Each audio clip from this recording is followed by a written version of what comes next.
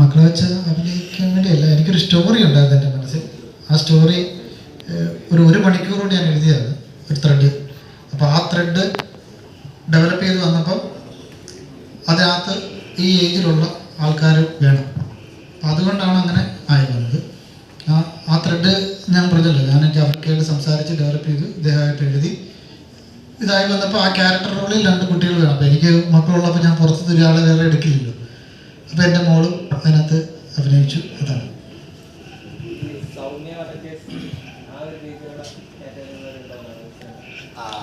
ഈ അളിയങ്ങളെ ക്ലൈമാക്സ് കഴിക്കാൻ വേണ്ടിട്ട് ആളിനെ വിട്ടുപിടിച്ചാലേ ആ അളിയനെ വിട്ടുപിടിച്ചാൽ ഞാൻ പറയില്ലേ, അത് ഞെട്ടിയൊരു സാധനം തന്നെയാണ്. ആ 3-ാം തീയതി ആ സംഭവം എന്താണെന്ന് അറിയണമെങ്കിലും സിനിമ കാണണം. 3-ാം തീയതി വരെ വെയിറ്റ് ചെയ്താലേ അതറിയാൻ പറ്റില്ല. അതൊരു ട്വിസ്റ്റാണ്. ഒരു ട്വിസ്റ്റല്ല, 2-3 ട്വിസ്റ്റുകൾ നടക്കുന്നുണ്ട് ഇതിനകത്ത്. അതിൽ 2-3 അത് കുറുക്കി കൊള്ളുന്നത് തന്നെയാണ്. വളരെ സിമ്പിളായിട്ട് കണ്ടുപോയി നമ്മൾ മുറുകി അവസാനത്തേക്ക് വന്ന് വലിയൊരു മുറുക്കത്തിലോട്ട് പോകുന്ന സാധനമാണ്. ആ മുറുക്കങ്ങൾ എന്താണെന്നും ആ ട്വിസ്റ്റ് എന്താണെന്നും അറിയണമെങ്കിൽ ഞാൻ പറഞ്ഞാൽ അതിൻ്റെ സുഖം പോകും. അതുകൊണ്ട് ഞാനത് പറയുന്നില്ല, സിനിമ കണ്ടാലേ മനസ്സിലാവും. നോക്കുക എങ്ങനെ കിട്ടുമെന്ന് ഒരുപാട് മലയാള സിനിമയിൽ സംഭവിച്ചിട്ടുണ്ട്. അപ്പം ഇത്തരത്തിലുള്ള സിനിമകളെ വീണ്ടും ചൂസ് ചെയ്യാനുള്ള ജനം കാണുന്നുണ്ട്. ഇപ്പൊ വാത്സല്യം എന്ന് പറഞ്ഞൊരു സിനിമ ഇറങ്ങില്ലേ, ആകാശദൂത് എന്ന് പറഞ്ഞ സിനിമ ഇറങ്ങില്ലേ, ഈ ലോകത്തുള്ള മലയാളികൾ മൊത്തം കരഞ്ഞ സിനിമ ആകാശദൂത്. ഇപ്പൊ മോനം കറക്കാവോ? ഇപ്പൊ കറക്കേണ്ടിയുണ്ടല്ലോ, നിന്റെ കുടുംബം ഒക്കെ വിറ്റ് കളയേണ്ടി വരും. ആരും കാണില്ല. മാറിയില്ലേ? ഇങ്ങനെ കരച്ചിലും വയ്യാവിലും കാണാൻ ഉണ്ടോ ആരെങ്കിലും? ഇപ്പോഴത്തെ പിള്ളേരുടെ റൂട്ട് മാറിയില്ലേ? അത് വെച്ചിട്ടില്ല സിനിമ പോണേ. ഇപ്പൊ കാരണന്മാരുടെ സിനിമയല്ല പോണേ. ഞാൻ കുറച്ച് മുമ്പ് പറഞ്ഞാൽ ഇപ്പൊ മൊത്തം യങ് പിള്ളേരെ ഏറ്റെടുത്തേക്കുക. ഇതെടുത്ത് വയ്ക്കും. അത് ആരെങ്കിലും ഉണ്ട്? ഒരാൾ മാത്രമുണ്ട്, ഒരു ശരം പ്രായമുള്ള പുള്ളി മുട്ടയടിച്ചേക്കുക. ഏതെങ്കിലും മുട്ട പറയാതിരിക്കാൻ വേണ്ട. അല്ലല്ല, ബാക്കി എല്ലാം കുഞ്ഞുങ്ങളല്ല, പിള്ളേരും സെറ്റുകളായവിടെ കിടന്ന് കളിക്കുന്നത്. ഏത് തലമെടുക്കും സിനിമയുടെ? മീഡിയയിലൊക്കെ നോക്കുന്ന മീഡിയ ഒക്കെ കണ്ടോണ്ട് ഒരു വാർത്താ ചാനൽ പറ്റി അത് മതി. നേരം വെളുക്കുമ്പോൾ തൊട്ട് വൈകുന്നേരം വരെ നമുക്ക് ഒന്നും കഴിക്കാതെ ഇരുന്ന് നമുക്ക് കാണാം. എന്തൊരു രസം അവരുടെ പ്രകടനങ്ങളും അവരുടെ ആ സെറ്റിങ്സും ഒക്കെ ആയിട്ട്. അത് മാറിയില്ല മൊത്തം. ഇപ്പോൾ കാലത്തിനൊത്ത് മാറണ്ടേ. നമ്മളങ്ങനെ ഈ വാത്സല്യം പോലെയുള്ള സിനിമ, വാത്സല്യമൊക്കെ 500 ദിവസം കണ്ട് ഓടിയതാണ്. അത് ഇന്ന് പിടിച്ചിട്ട് കാര്യമില്ല. പിള്ളേർക്ക് ഇത്ര പിള്ളേർ വേണം. എന്താ ചെവി പറഞ്ഞു കൊടുക്കുക തുടങ്ങി വയ്ക്കാനായിട്ട്. എന്താ ചോദിക്കണ്ടേ?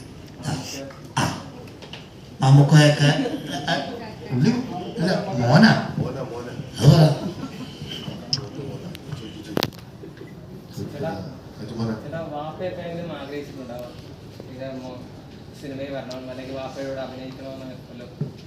ഞാൻ അഭിനയിക്കണമെന്നോ? അങ്ങനൊരു സംഭവമൊന്നുമില്ല. ഇപ്പൊ വരച്ചതിന്റെ സിനിമയിൽ ഇതിൽ അഭിനയിച്ചു. മുന്നേ ഒരു സിനിമ ഒരൊറ്റ സീന് ഞാൻ പിന്നെ കണ്ടിട്ടൊന്നുമില്ല. എനിക്ക് തന്നെ പേടി കാണാൻ അവിടെ കണ്ടില്ല. അതായിട്ട് പിന്നെ 5 കൊല്ലത്തേക്ക് സിനിമയിലാരും വിളിച്ചില്ല. ഒറ്റ സീൻ അഭിനയിച്ചു. അങ്ങനെയാണ് ഒറ്റ സീൻ. പിന്നെ അത് നിന്നില്ല.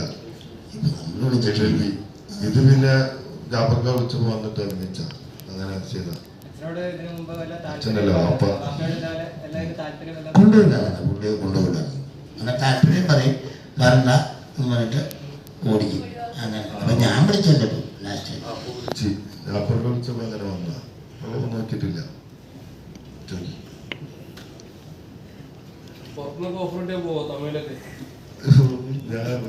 ജർമ്മൻ വിളിച്ചാലും പോവും, ഏത് പടം വിളിച്ചാലും പോവും. നിങ്ങൾ പറഞ്ഞാൽ ഇതൊക്കെ കറക്റ്റ് ചെയ്ത് കൈകാര്യം ചെയ്തിട്ട് വിടിട്ടോ ഏത് പടം ചെയ്യും. ഇനി എന്ത് പുലിമുരുകം വരെ ചെയ്യും. റെഡി ആയിരിക്കും അവിടെ. 2027 ഇന്ന് 3 കൊല്ലം ഉണ്ടല്ലോ. നീ എന്നോട് ചോദിച്ചു ആ കൊച്ചെന്ന് ചോദിക്കുക. കുറേന്ന് പറഞ്ഞു തുടങ്ങി. ഇവ കേൾക്കുന്നില്ല. ആ കൊച്ചു പറഞ്ഞില്ല അനാവശ്യം വിളിച്ചു ഇറങ്ങുമ്പോ എന്നിട്ട് പോകാൻ മതി. 2018 കണ്ടോന്നല്ല.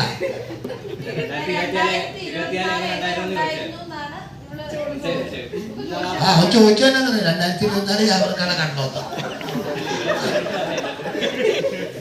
ചോദിച്ചത് ജാഫർക്കനോടല്ലേ?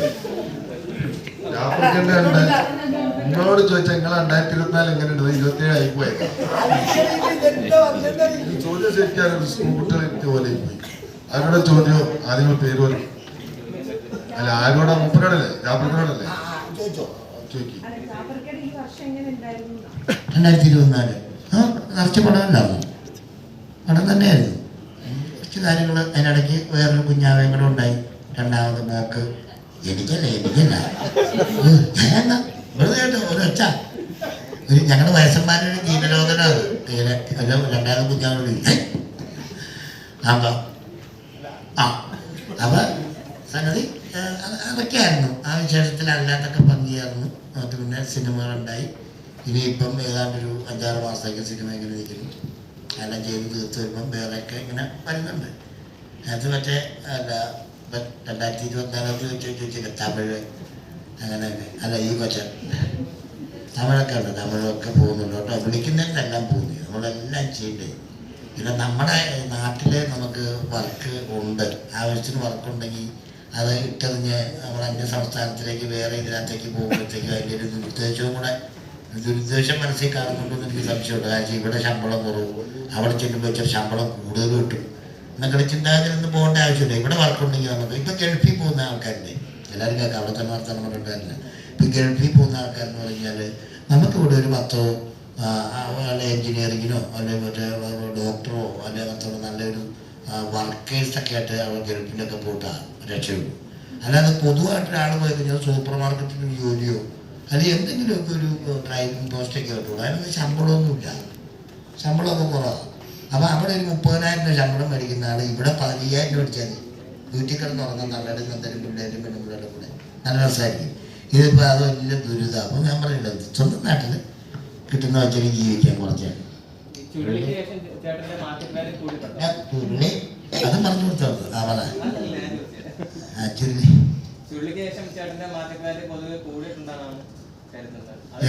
ഞാൻ പറയാൻ ശരിയാണ്. നിങ്ങളല്ലേ തീരുമാനിക്കണ്ടേ? അത് മാർക്കറ്റ് വാല്യൂ കുറഞ്ഞുകൊണ്ട് കിട്ടുമായിരുന്നോ? കൂടിയോണ്ടല്ലേ കിട്ടിയേ? സുരേഷേ വേറെ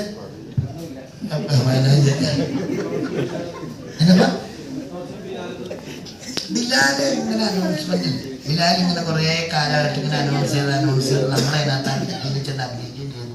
ഞാൻ ഈ കക്ഷികളോടെല്ലാം പറയുകയും ചെയ്തു. ഡയറക്ടർ സാറിന് ഒരു ദിവസം കിട്ടിയപ്പോൾ ഞാൻ ഇങ്ങനെ പറഞ്ഞു.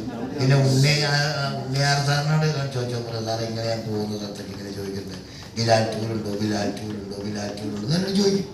അപ്പോൾ ഞാൻ പറഞ്ഞു എനിക്കറിയില്ല, ബിലാൽ ടൂറുണ്ടോന്ന് അറിയില്ല. ആ പടം വന്നിട്ട് കൊറോണ സമയത്ത് വന്നിട്ട് എല്ലാം ഓണായി വന്നതാണ്. ആ സമയത്ത് നടക്കണ്ടായിരുന്നു. പിന്നെ കൂടെ മാറി ഇങ്ങനെ പോയേക്ക് വന്നാൽ വരും എന്നൊക്കെ പറയാം. നാരദൻ സിനിമ ആശിഖ് സാറിന് നാരദൻ ചെയ്യുന്ന സമയത്ത് ഉണ്ണിയാസിൻ്റെ അടുത്ത് ഞാൻ ചോദിച്ചു ഇത് ഇങ്ങനൊരു സംഭവം ഉണ്ട്, അത് വല്ലതും ഉള്ളതാണെന്ന് ചോദിച്ചപ്പോൾ എന്നോട് കുറച്ച് വ്യക്തത എനിക്ക് പടത്തിലുണ്ട്. കട്ടുകുഞ്ഞിനും പൂച്ചക്കുഞ്ഞിനും വിൽക്കലല്ല, വേറെ ചില റേഞ്ചിലേക്ക് വരും എന്നൊക്കെ എന്നോട് പറഞ്ഞിട്ടുള്ള. അത് നടക്കുമ്പോൾ കാണും. പിന്നെ നടക്കുമ്പോൾ കാണും. സ്ക്രിപ്റ്റിലുണ്ടല്ലോ, അത് പറഞ്ഞില്ല അല്ലേ? ഫുള്ള് കേട്ടില്ല. അത് പിന്നെ ക്ലൈമാക്സ് വന്നിട്ടുള്ളൂ അല്ലേ?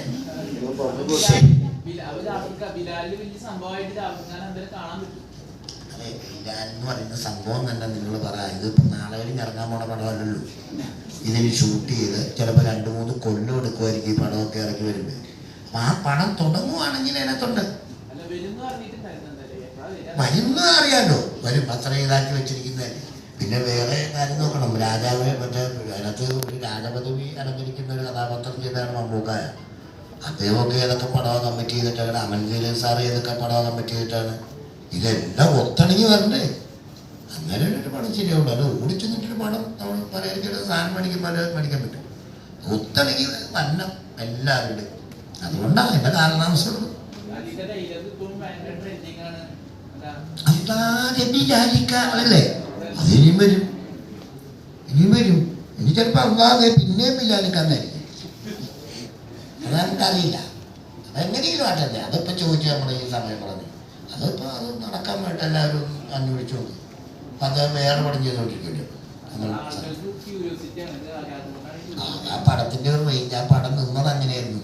ആ പടം എല്ലാവർക്കും അന്നത്തെ സമയത്ത് ആ പടം പിള്ളേരെ എല്ലാം ഉണർവിലേക്ക് കൊണ്ടുവന്ന ഒരു സിനിമയാണ് അല്ലേ? എല്ലാവരും മനസ്സിലില്ലേ? അതുപോലെ അതുപോലെ അത് ആ മനസ്സിൽ ഇനി അത് കിടക്കുമ്പോഴത്തേക്ക് അത് ഇനി അത് താന്നു പോരുത്, അതിനുവേണ്ടി പണിപ്പെട്ടുകൊണ്ടിരിക്കുമായിരിക്കും അവർ. താന്നു വാങ്ങുള്ളൂ. അപ്പം ആ ചോദ്യം തീർന്നു. ഇനി ആരോട് എന്താ ചോദ്യം ചോദിക്കാം? മ്യൂസിക് ഡയറക്ടർ വായിക്കാം. അപ്പം നേരത്തെ നമ്മൾ ഇന്റർവ്യൂ സമയത്ത് കണ്ടപ്പം ഇങ്ങനെ പാട്ട് പാടി എല്ലാവരെയും കയ്യിലെടുത്ത് കണ്ടായിരുന്നു പാട്ട് പാടിയിട്ടൊക്കെ. അപ്പൊ എങ്ങനെയാണ് ഈ സിനിമയിലുള്ള പാട്ടുകളൊക്കെ നമ്മുടെ യുവാക്കൾക്ക് ഏറ്റെടുക്കാൻ പറ്റിയ പാട്ടുകളൊക്കെ ആണോ? അതെ അതെ. ഇതില് വിജയ് യേശുദാസ് പാടിയിട്ടുണ്ട്, സിത്താര കൃഷ്ണകുമാർ, പിന്നെ വൈക്കം വിജയലക്ഷ്മി, 4 പാട്ടുകൾ. അതിൽ ഒരു പാട്ട് പ്രൊമോഷൻ സോങ്ങാണ്. പിന്നെ പുതിയ ആൾക്കാരാണ് എഴുതിയിരിക്കുന്നത്. പിന്നെ ഒരു സിറ്റുവേഷൻ സോങ്ങാണ്. ജാഫ്രിക്കയുടെ ആ ഒരു ക്ലൈമാക്സിനോട് ബന്ധപ്പെട്ട് ഭയങ്കര പെയിൻഫുൾ ആയിട്ടുള്ള, അതാണ് വിജയ് യേശുദാസ് പാടിയിട്ടുള്ളത്. അത് വൈക്കം വിജയലക്ഷ്മി തന്നെ പാടിയിട്ടുണ്ട്. പിന്നെ നമ്മുടെ മിഴിയുടെ ഒരു ഇൻട്രഡക്ഷനിൽ ഒരു കുട്ടികളുടെ ഒരു നിഷ്കളങ്കതയും ഇവരുടെ ഫാമിലി ഓറിയന്റഡ് ആയിട്ടുള്ള അങ്ങനത്തെ ഒരു പാട്ട്. അതെ, മിഴിയും പാടിയിട്ടുണ്ട്. നല്ല സിംഗറാണ് മോള് പാടിയിട്ടുണ്ട്. പിന്നെ അതിനുശേഷം ഇവരെല്ലാവരും കൂടിയിട്ടുള്ള ഒരു പെപ്പി സോങ്, കുറച്ചൊരു മാപ്പിളപ്പാട്ടിൻ്റെ ഒരു ഫ്ലേവറുള്ള ആ ഒരു സംഭവം. അപ്പം ഇതൊക്കെയുള്ള പിന്നെ ഒരു പ്രൊമോഷൻ സോങ് ഉണ്ട്, ഉരുമ്പെട്ടവൻ എന്നൊക്കെ പറഞ്ഞിട്ട്. അപ്പോൾ അങ്ങനെ 4 സോങ് ഉള്ളത്. ഏതായാലും അത് എല്ലാം പിക്ചറൈസ് ചെയ്ത് വന്നപ്പോൾ ഗംഭീരമായിട്ടുണ്ട്. ഒരു ഓഡിയൻസ് അല്ലെങ്കിൽ ഒരു പ്രേക്ഷകൻ എന്നല്ല എനിക്ക് ഭയങ്കര ഇഷ്ടപ്പെട്ടിട്ടുണ്ട്. അപ്പോൾ അത് ഒരുപാട് പ്രതീക്ഷയിലാണ് എല്ലാവരും ഇരിക്കുന്നത്.